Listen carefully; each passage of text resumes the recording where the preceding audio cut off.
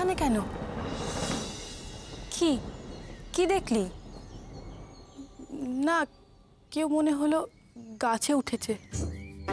ওই হনুমান টনুমান হবে। তুমি দাঁড়াও, আমি দেখে আসছি। আবার তোর যাবার কি দরকার? গাছের ফলগুলো পেকেছে, মনে হয় তারা নষ্ট করে দেবে।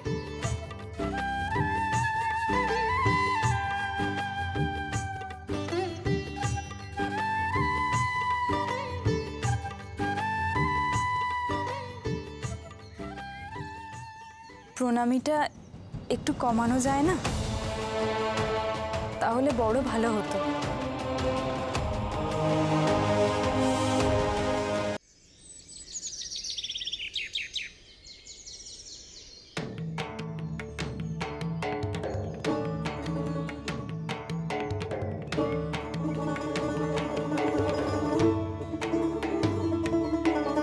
আপনি হঠাৎ এখানে কেন? মামা বাবুর সঙ্গে এসেছেন? না না, আমি এখানে এসেছি সেটা ঘুণাক্ষরেও যাতে মামাবাবু জানতে না পারে। তোমার সঙ্গে আমার কিছু কথা আছে। আরে ওইভাবে সরে যাচ্ছ কেন? না না, আপনি ওখানেই থাকুন। আপনার সাথে আমার বিয়ে ঠিক হয়েছে। এইভাবে কথা বলাটা এখন ঠিক নয়, লোকে বেহায়া বলবে। আপনি যা বলতে এসেছিলেন তাড়াতাড়ি বলুন। আমার মামাবাবুর হাত দিয়ে বাবা মশাই একটা ফর্দ পাঠিয়েছেন, শুনেছ তো? সেগুলো ছাড়া আর কি কি দিতে হবে? আপনারা আমাদের অবস্থা জেনেও। না না প্রফুল্ল, তুমি আমায় ভুল বুঝছো। আমি কিছু চাইতে আসিনি। সত্যি আমরা অক্ষম, চাইলেও আর কিছু দিতে পারবো না। আমি শুধু তোমাকেই চাই, আর কিছু চাই না। টাকা গয়না শাড়ি পোশাক সব আমার বাবা মশাইয়ের দাবি। বাবা মশাই তার চাহিদা মতো প্রণামী না পেলে বিয়েতে বেঁকে বসবেন।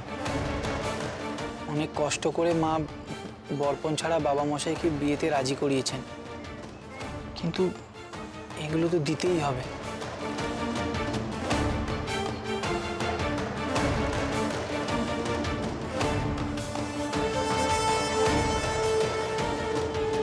কোত্থেকে দেব?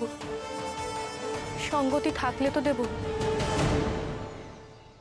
এই কথাই কি আপনি বলতে এসেছিলেন? আমি জানি বাবা মশাইয়ের এই দাবি অন্যায্য, কিন্তু আমি যে তাকে শ্রদ্ধা করি তার মুখের ওপর কথা বলতে পারি না। তাহলে এভাবে লুকিয়ে এলেন যে? আপনার বাবা মশাই যদি জানতে পারে? আমি এখানে এক বড় দায়িত্ব নিয়ে এসেছি। আমি তোমার মায়ের সঙ্গে কথা বলতে এসেছি। মামাবাবু চলে গেলেই যেতে হবে তার কাছে।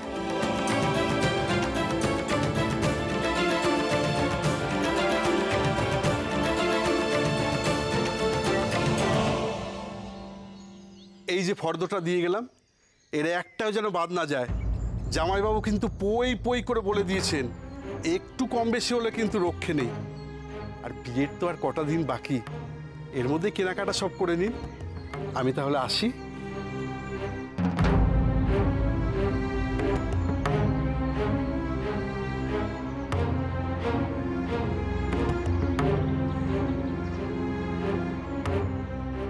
মা, এ কি বাবা, তুমি?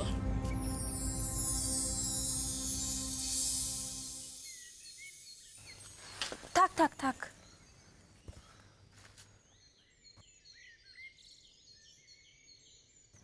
মা এটা পাঠিয়েছেন। বাবা মশাই যে প্রণামীর খর্দ পাঠিয়েছেন তাতে অনেক খরচ। তাই প্রণামী কিনতে আপনাদের যাতে কোনো সমস্যা না হয়, আপনি অন্যভাবে নেবেন না। তোমার মা আর পিসিমাকেও আমার প্রণাম জানিও। তারা যে এভাবে আমার কথা ভেবেছেন তার জন্য আমি আন্তরিকভাবে কৃতজ্ঞ রইলাম। তাদের এই আন্তরিকতাটাই আমার শক্তি।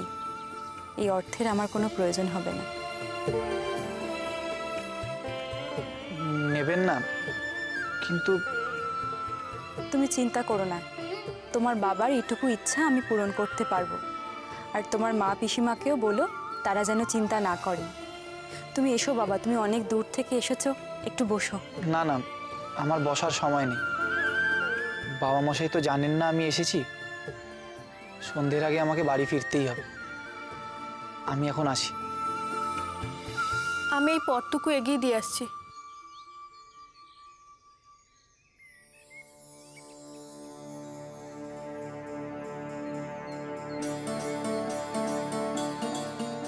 হ্যাঁ রে ময়না, জামাই কেন এসেছিল? সেসব অনেক কথা, থাক দিদি, পরে বলবো। হাটে যাবি না? কাল কিন্তু পুরোহিত মশাইয়ের সাথে দেখা করতে হবে। না গো দিদি, আজকে আর হাটে যাওয়া হবে না, অনেক হিসেব নিকেশ করতে হবে।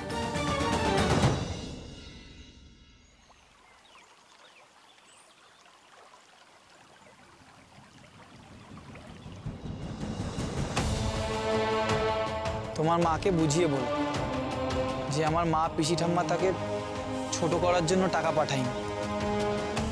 আমার বাবা বড্ড জেদি মানুষ। আমাদের ভাগ্য ভালো যে তিনি বিয়েতে রাজি হয়েছে।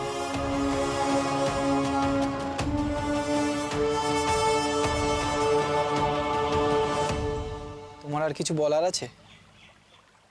তখন থেকে তো আমি একাই বকবক করে যাচ্ছি। আপনি সাবধানে যাবেন।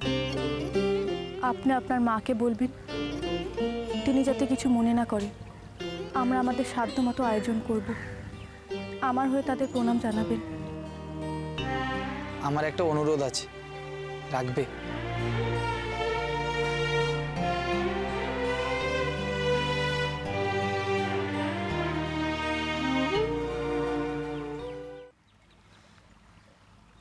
এই সেই তোমার দুল, নাও।